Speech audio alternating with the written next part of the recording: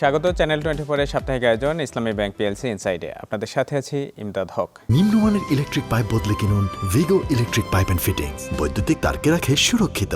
এই অনুষ্ঠানে অর্থনীতি বাণিজ্যের নানা দিক নিয়ে কথা বলি। অর্থনীতিবিদ অথবা ব্যবসায়ী প্রতিনিধি আমাদের সাথে আলোচক হিসেবে থাকেন। আজ একজন ব্যবসায়ী আমাদের অতিথি হিসেবে উপস্থিত রয়েছেন, মনিরুজ্জামান মামুন, যিনি সিমেন্ট পেপার বাংলাদেশের ব্যবস্থাপনা পরিচালক হিসেবে দায়িত্ব পালন করছেন। স্বাগত আপনাকে আমাদের এই অনুষ্ঠানে। আপনাকেও ধন্যবাদ। প্রথমে জানতে চাই যে গার্মেন্টস খাতে আমরা যে পেপার ব্যাগ ব্যবহার করি সেটির বৈশ্বিক বাজার এখন কোথায়? পেপার ব্যাগ বৈশ্বিক বাজার যদি বলি, সেটা প্রায় বাংলাদেশ থেকে এখন $1 বিলিয়ন পর্যন্ত রপ্তানি পসিবল, বাট এটা ডিপেন্ড করছে আমাদের আন্তরিকতা বা আমাদের প্লাস্টিক ব্যবহার আমরা কতটুকু কমিয়ে আনতে পারি সেটার উপর। বাট এই বাজারটা $1 বিলিয়ন কাছাকাছি। বাংলাদেশের অবস্থান কোথায়? বাংলাদেশ যেহেতু গার্মেন্টস ইন্ডাস্ট্রির জন্য একটা বড় হাব, সো এটার বাজার অবশ্যই আমি বলবো অনেক ভালো, যেহেতু আমরা $40 বিলিয়ন এক্সপোর্ট এখন করার প্ল্যান করতেছি অ্যানুয়ালি। সো আপনি যদি সেখান থেকে চিন্তা করেন তাহলে এটার 1.5% হচ্ছে অ্যাক্সেসরিজ মার্কেটটা কভার করে। সো এটা মোর দ্যান $1 বিলিয়ন পসিবল এখান থেকে বিজনেস করা। সিমেন্ট পেপার বাংলাদেশ তো বৈশ্বিক প্রতিষ্ঠান, বাংলাদেশের যাত্রাটা শুরু কবে, কিভাবে? সিমেন্ট পেপার বাংলাদেশে শুরু হয় 2021 সালে। 21শে নভেম্বর থেকে বাংলাদেশে সিমেন্ট পেপার আনুষ্ঠানিকভাবে যাত্রা শুরু করে। কাছাকাছি 5 বছর হতে চললো আমাদের বাংলাদেশের বিজনেসটা। সিমেন্ট পেপার বাংলাদেশ থেকে আপনারা কোন কোন দেশে পেপার ব্যাগ রপ্তানি করছেন? প্রধান ক্রেতা কারা কারা? আমাদের এখান থেকে আসলে অনেক দেশেই রপ্তানি করছি আমরা, বাট আমি যদি একটু বলি যে ব্র্যান্ডগুলো আমরা কাজ করছি তার মধ্যে সবচেয়ে বড় হচ্ছে আপনার H&M। আমরা H&M এর কাজ করছি, আমরা ম্যাঙ্গোর কাজ করছি, আমরা US পোলোর কাজ করছি, আমরা পুমার কাজ করছি। এরকম আরও কিছু ব্র্যান্ড, প্রায় 10 থেকে 15টা ব্র্যান্ডের মতো কাজ আমরা বাংলাদেশ থেকে পেপার ব্যাগের জন্য করছি। বাট সবচেয়ে বড় যদি আমি বলি আপনাকে, তাহলে H&M is one of our biggest brand. পরিবেশগত কারণেই কি হচ্ছে পেপার ব্যাগের দিকে পুরো বিশ্ব ঝুঁকছে? অবশ্যই আমরা সবাই জানি প্লাস্টিকটা আসলে আমাদের পরিবেশের জন্য কতটা ক্ষতিকর। একটা প্লাস্টিক প্রোডাক্ট আপনি খুব সহজেই এটা ডিকম্পোস্ট হয় না, এটা অনেক দিন পরিবেশে রয়ে যায়। তো সেখান থেকে আসলে পেপার ব্যাগের চিন্তাটা। আপনি যদি চিন্তা করেন বাংলাদেশ থেকে আমরা যত এক্সপোর্ট করছি, প্রত্যেকটা গার্মেন্টস এক্সপোর্টের সাথেই একটা পলিব্যাগ যাচ্ছে। সো এই পলিব্যাগটাকেই রিপ্লেস করা আমাদের প্ল্যান হচ্ছে পেপার ব্যাগ দিয়ে। টোটাল ইউরোপ আপনার 2030 সালের পর থেকে ওরা একটা স্ট্রিক্টলি রুলস ফলো করতে চাচ্ছে যে তারা কোনো পলিব্যাগ ওদের দেশে আর ঢুকতে দিবে না। আর যদি খুব কেউ ঢুকাতে চায়ও, সেক্ষেত্রে যেটা হবে, ওরা একটা হাই চার্জ দিবে ব্র্যান্ডকে, যেটা আসলে ব্র্যান্ডের জন্য একটু কষ্টদায়ক হয়ে যাবে। সো যার কারণে এখন যেহেতু আমরা 2026-এ আছি, এটা আস্তে আস্তে শুরু হওয়া পেপার ব্যাগটা, বাট ইন দ্য ফিউচার আমরা যেটা দেখতে পাচ্ছি এটা খুব ব্যাপকভাবে ইউজ হবে। তৈরি পোশাকের ক্ষেত্রে আমরা তো প্রতিযোগী হিসেবে প্রতিবেশী ভারত সহ অন্যান্য অনেকগুলো দেশই দেখি। এই পেপার ব্যাগের ক্ষেত্রে আমাদের প্রতিযোগী কারা? সবাই। আপনি ইন্ডিয়া আমাদের কম্পিটিটর, ভিয়েতনাম আমাদের কম্পিটিটর, চায়না আমাদের কম্পিটিটর, কম্বোডিয়া আমাদের কম্পিটিটর। আসলে ব্যাপারটা হচ্ছে এরকম যে আপনি প্রোডাক্ট লাইন, যখন একটা নতুন প্রোডাক্ট আসে তখন স্বাভাবিকভাবে এর কম্পিটিশন তৈরি হয়। সো ওটা আসলে মুখ্য বিষয় না। মুখ্য বিষয় হচ্ছে আপনি কতটা সার্ভিস এনশিওর করতে পারছেন, আপনি কতটা প্রোঅ্যাক্টিভলি অ্যাডভান্স রিসার্চ অ্যান্ড ডেভেলপমেন্টের দিকে আগাতে পারছেন। সেই বিষয়গুলো আসলে আপনার কম্পিটিশনে টিকে থাকতে সহযোগিতা করবে। এই প্রতিযোগী দেশগুলোর সাথে যদি আমরা একটু কম্প্যারিজন করি, বাংলাদেশের অবস্থানটা কোথায়? বাংলাদেশ শুধু যদি আমি বলি যে যেই ওয়েজেসটা, সেই ওয়েজেসটা হয়তো আমাদের কম, বাট আদার যে কস্টগুলো বা ফ্যাসিলিটিগুলো, সেগুলো কিন্তু আমরা অন্যান্য দেশগুলো থেকে অনেক পিছিয়ে। সো আমাদের জন্য অবশ্যই একটা টাফ সিচুয়েশন। খুব ইজি হবে না যে আমরা কম্পিটিশনে একদম ফ্রি রোডে we can run. We need to compete with everyone. তৈরি পোশাক রপ্তানির ক্ষেত্রে আমরা তো দেখছি যে বরাবরই শীর্ষ তালিকায় আমাদের অবস্থান থাকে। পেপার ব্যাগের ক্ষেত্রে আমাদের অবস্থানটা কোথায়? সেম ওয়েতেই থাকবে। তৈরি পোশাকের ক্ষেত্রে আমরা আসলে শীর্ষ অবস্থান বলতে যেটা বুঝি, আমাদের সম্ভবত এখন আমরা 4th-এ নেমে চলে আসছি, যেটা আমরা হয়তো বা 3rd-এ ছিলাম কিছুদিন আগেও।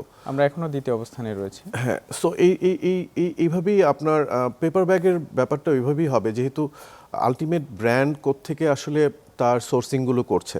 তো সেখান থেকেই সে তার যে আনুষঙ্গিক প্রয়োজনীয় অ্যাক্সেসরিজগুলো সেখান থেকেই সে চাবে। যেমন আমরা অনেক ব্র্যান্ডের সাথে কাজ করি যারা চায় গ্লোবাল ফুটপ্রিন্ট, যে আমি বাংলাদেশে যদি কাজ হয় বাংলাদেশ থেকে আমার যাতে আমি সাপ্লাই করতে পারি, পাকিস্তান হলে পাকিস্তান, ইন্ডিয়া হলে ইন্ডিয়া। সো যে যেখান থেকেই প্রডিউস করছে সেখান থেকেই তার ব্যাকওয়ার্ড লিঙ্কের যে সাপোর্টটা সেটা এনশিওর করতে হবে। পেপার ব্যাগ তৈরি কাঁচামালের কথা যদি বলি, তাহলে এটা যোগান থেকে আমরা কি স্থানীয়ভাবে উৎপাদন করি নাকি এটা দেশের বাইরে থেকে? না, আমাদের আমদানি করতে আসলে হয়? উৎপাদন ক্ষমতা স্থানীয়ভাবে পেপারে এখনো অতটা স্ট্রং না। দেয়ার আর ফিউ বিগ বাংলাদেশি কোম্পানি যারা পেপার নিয়ে কাজ করে, বাট এই যে পেপারটা আমরা পেপার ব্যাগ যেটা বলছি সেই পেপারটা একটু ডিফারেন্ট টাইপের পেপার, এটাকে আমরা বলি গ্লাসিন পেপার। এই গ্লাসিন পেপারটার মধ্যেও আপনার দুই ধরনের পেপার মিনিমাম হয়, যেটা হচ্ছে ট্রান্সপারেন্ট কম, ট্রান্সপারেন্ট বেশি। কিছু পেপার আছে যে লুক লাইক পলি, আপনি ভিজুয়ালি দেখতে পারবেন আপনার গার্মেন্টসটা যেটা ওই পেপার ব্যাগের ভিতরে আছে আপনি স্পষ্ট দেখতে পারবেন, আর কিছু আছে স্পষ্ট দেখতে পাবেন না। সো এই প্রোডাক্ট ক্যাটাগরিটা আসলে আমাদের দেশে নাই। আমাদের still we are depend on Europe, China, আমরা স্পেশালি ইতালি থেকে আনছি, জার্মানি থেকে আনছি, কিছু সময় হয়তো বা চায়না থেকেও আমাদেরকে আনতে হচ্ছে। সো ম্যাটেরিয়ালটা টোটালি আউটসোর্স। এদিক থেকে কাঁচামালের দাম, ডলারের বিনিময় হার, এসব বিষয়ে কেমন প্রভাব ফেলে? এটা একটা বড় বিষয়, যেহেতু আপনার রিসেন্টলি যে যুদ্ধটা আমাদের শুরু হলো সেই যুদ্ধের কারণে আপনার all the logistics cost has been increase. So আপনি ধরেন একটা প্রোডাক্ট যদি আমি আগে 10 টাকায় কিনতাম, সেই প্রোডাক্টটা যদি আমি স্টিল 10 টাকায় কিনি, আমাকে কিন্তু ট্রান্সপোর্টটা বেশি দিতে হচ্ছে। সো আলটিমেটলি কস্ট বেড়ে যাচ্ছে। বাংলাদেশে আর কোন কোন প্রতিষ্ঠান করে, এটার আকারটা কেমন, আমাদের এখানে কর্মসংস্থানই বা কেমন? বাংলাদেশে আমরা আসলে পেপার ব্যাগ যদি বলি, আমরা 21 সালে স্টার্ট করার পর এখন পর্যন্ত আমার জানা মতে প্রায় 8 থেকে 10 জন বাংলাদেশি বিজনেসম্যান যারা এই পেপার ব্যাগটা নিয়ে কাজ শুরু করেছেন। এর মধ্যে অনেক বড় বড় গ্রুপও আছেন, আমি তাদের নাম বলতে চাচ্ছি না, বাট এটার প্রসপেক্ট ইজ ভেরি গুড। কর্মসংস্থানের বিষয়টা যদি বলি, কর্মসংস্থান এই প্রোডাক্ট লাইনে আপনার খুব বেশি ম্যান পাওয়ার লাগে না, বাট স্টিল ধরেন আমাদের যে প্রতিষ্ঠানটা, আমাদের প্রায় অলমোস্ট 100 পিপল কাজ করছে। সো 100 পিপল কাজ করা মানে এটা ডিরেক্টলি 100 পিপল, বাট এর সাথে কিন্তু আসলে অনেকেই জড়িত। কারণ একটা প্রোডাক্ট যখন আপনি তৈরি করেন, সেই product distribution, supply chain, logistics সব কিছু মিলিয়ে অনেকগুলো পার্টি ইনভলভ থাকে। সো আসলে কর্মসংস্থানের জায়গাটাও আমি বলবো যে অনেক বড়।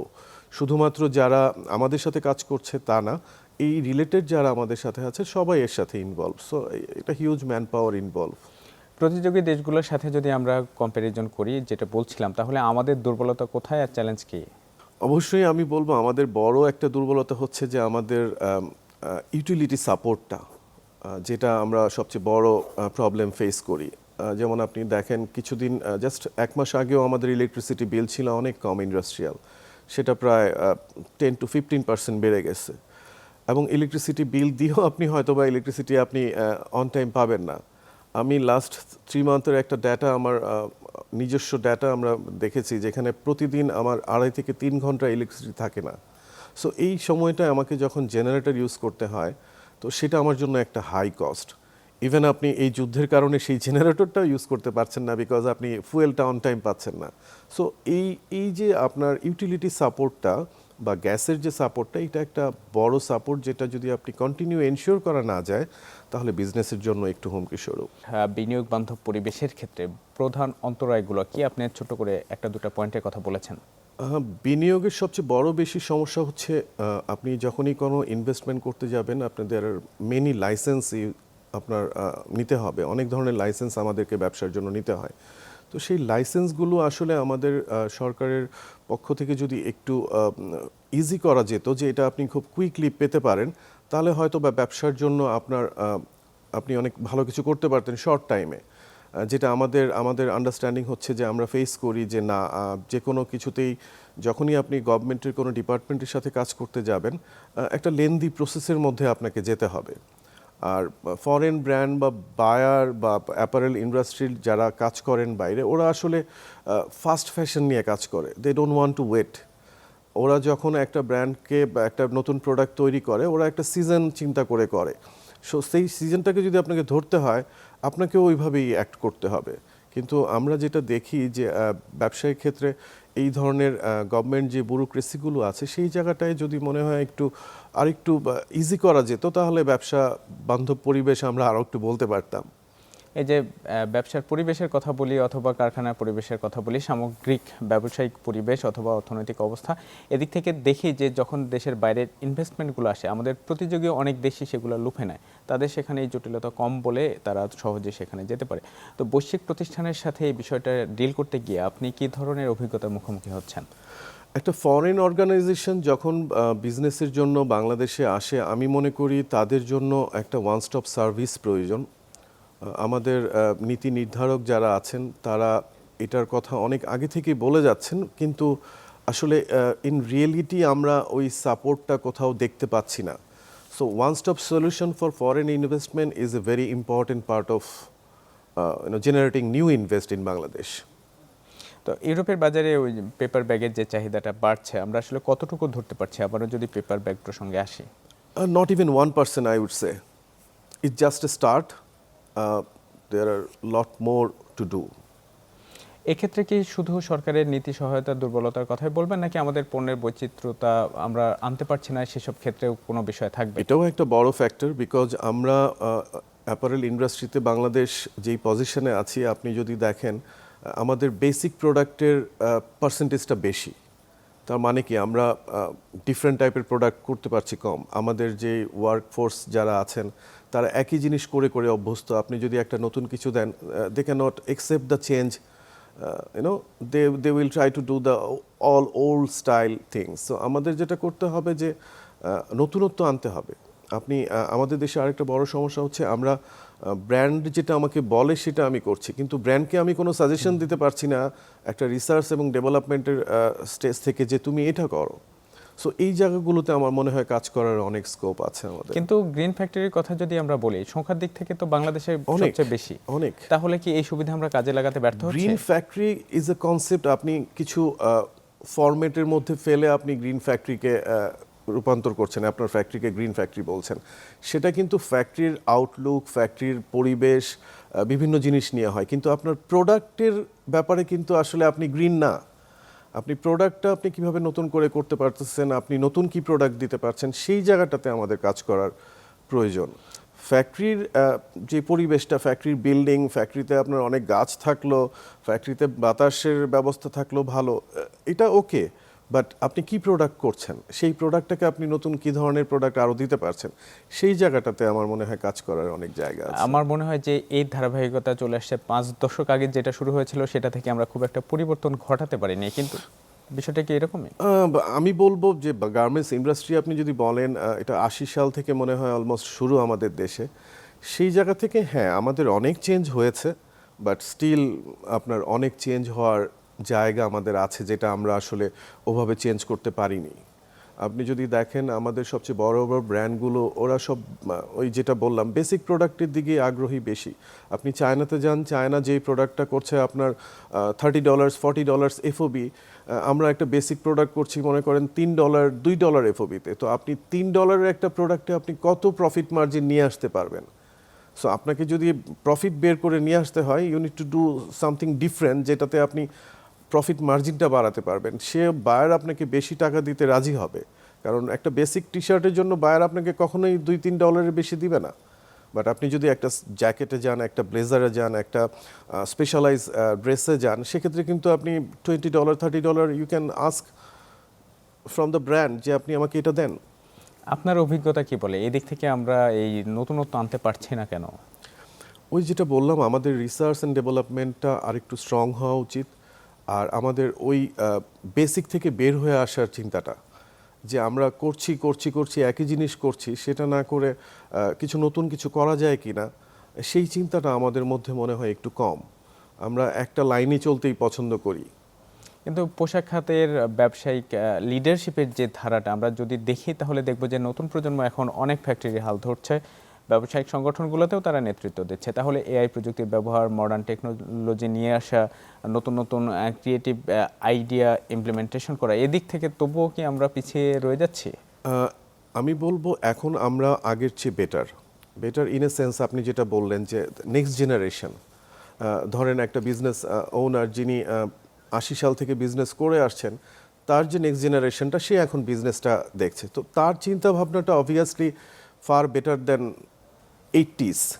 সো এবং এখন যে প্রযুক্তিটা আমাদের আছে সেই দুইটা জিনিসের কম্বিনেশনটা যদি আমরা কারেক্টলি করতে পারি তাহলে অবশ্যই আমরা আরও ভালো কিছু করতে পারবো। বাট আমি বলছি না যে আমাদের নতুন product line different high value product আমরা করছি না, করছি, কিন্তু যেই পরিমাণ আসলে আমাদের করা উচিত সেই পরিমাণটাই আমরা নাই। পেপার ব্যাগের এই চাহিদা এই শুধুমাত্র তৈরি পোশাকেই তো সীমাবদ্ধ না, বাকি তো অন্যান্য ক্ষেত্রেও আছে, আমরা সেই সুযোগটা কি কাজে লাগাতে পারছি? যেমন আমি যদি আপনাকে বলি, আমরা we use to work for Luxottica, one of the brand, যেটা রেবন যে সানগ্লাসটা আপনি দেখেন সেই সানগ্লাসটার জন্য আমাদের ডেভেলপমেন্ট চলছে। আমরা এইচপির সাথে কাজ করছি একটা ডেভেলপমেন্ট নিয়ে, ল্যাপটপ যে ইউজ করে সেটা যাতে আপনার ওই পেপার ব্যাগে যায়।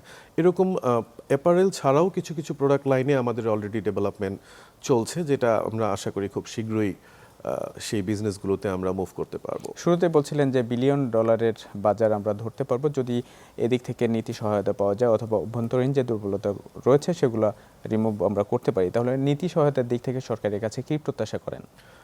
সরকারের কাছ থেকে আমাদের প্রত্যাশা থাকবে সবসময় যে আমাকে আসলে যেন আমি যখন কোনো কিছু চাচ্ছি, I have to pay for this.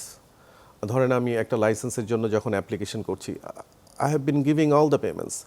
So আমার যে সময়টা, সেই সময়টা যাতে আমাকে একটু কুইকলি করে দেওয়া হয়, যাতে আমরা লিড টাইমটা কমিয়ে আনতে পারি। আমাদের দেশের সবচেয়ে বড় সমস্যা হচ্ছে আমরা সময়টা ব্যক্তিগত জীবন থেকে ব্যবসায়িক জীবন কোথাও আসলে মেনটেন করতে পারি না। তো আমাদের ওই জায়গাটাতে আসলে সাপোর্ট দরকার নীতি নির্ধারকদের, যে আমি যখন আপনার কাছে যাচ্ছি একটা কোনো কিছু নিয়ে, সেটা আসলে আপনি কত সময়ের মধ্যে আমাকে দিতে পারেন। আপনি আমাকে বলতে পারবেন না যে আচ্ছা আমি ব্যাপারটা দেখছি, কারণ আমি যখন ব্র্যান্ডের সাথে কাজ করছি, আমি যখন আমার গ্লোবাল টিমের সাথে কাজ করছি, আই ক্যানট সে দ্যাট যে I will get back. I need to give a perfect date, like এই সময়ের মধ্যে আমি আপনাকে দিব। তো এই যে আমাদের গভর্নমেন্ট যে ডিপার্টমেন্টগুলোর সাথে কাজ হয়, সেখান থেকে আমাদের আসলে আমরা সবসময় চাই যে খুব কুইক রেসপন্স, এবং ইউটিলিটির ক্ষেত্রে যেটা বললাম, বলেন গ্যাস বলেন, ইলেকট্রিসিটি বলেন, পানি বলেন, সেই জায়গাগুলোতে আসলে আমাদেরকে একটু সাপোর্ট আরেকটু বাড়ানোর প্রয়োজন আমি মনে করি।